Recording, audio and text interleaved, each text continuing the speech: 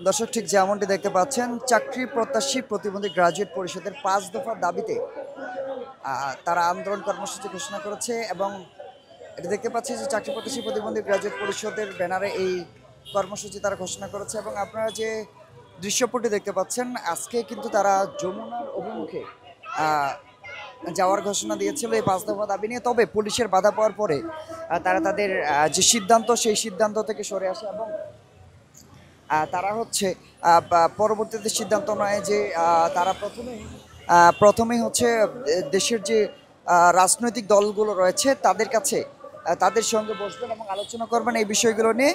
এবং পরবর্তীতে তারা হচ্ছে প্রধান উপদেষ্টার সঙ্গে বসবেন বলে জানিয়েছে। আমরা একটু কথা বলার চেষ্টা করব কয়েকজনের সঙ্গে। আপনারা এখন কোথায় যাচ্ছেন? আমরা এখন যাচ্ছি এনসিপির অফিসে। কারণ কি?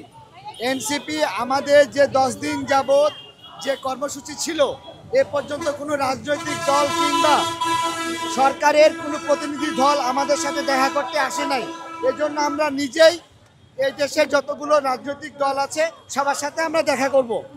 এই জন্য এনসিপিতে আমরা প্রথম যাচ্ছি। আজকে তো যমুনার অভিমুখে যাওয়ার কথা ছিল, যমুনায় না, আমাদের যমুনা অভিমুখী যাত্রা ছিল, কিন্তু আমাদের রবনার যিনি ডিসি আছেন উনি বলেছেন একদিনের সময় নিয়েছেন। উনি আগামীকালকের মধ্যে এটার একটা সমাধান উনি দিতে চাইছেন আর কি। এই জন্য আমরা আজকে যমুনার অভিমুখী পদযাত্রাটা অব্যাহত রেখেছি এবং আমরা এখন যাচ্ছি এনসিপিতে। যেমন শুনছিলেন, তারা কিন্তু এনসিপি কার্যালয়ে যাচ্ছে বলে ঘোষণা দিয়েছে। আপনারা যে চিত্রটি এখন দেখতে পাচ্ছেন, এখানে আমরা যদি আরও কয়েকজনের সঙ্গে কথা বলার চেষ্টা করি। আপনারা এখন যাচ্ছেন কোথায়? আমরা এখন যাচ্ছি এনসিপির অফিসে। অন্যান্য রাজনৈতিক দলের কাছে যাবেন না? আমরা যাব, আমরা এক এক করে সব রাজনৈতিক দলের সাথে যাব। আমরা প্রথমে এনসিপি দলের সাথে যাব, কালকে জামাতে যাব, পরশুদিন বিএনপিতে যাব।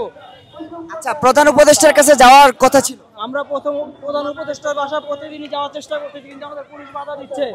আর আজকে পুলিশের ডিসি যে মাসুদ ভাই, তিনি বলছে যে তিনি নাকি উপদেষ্টা প্রধান পিএস এর সাথে কথা বলছে।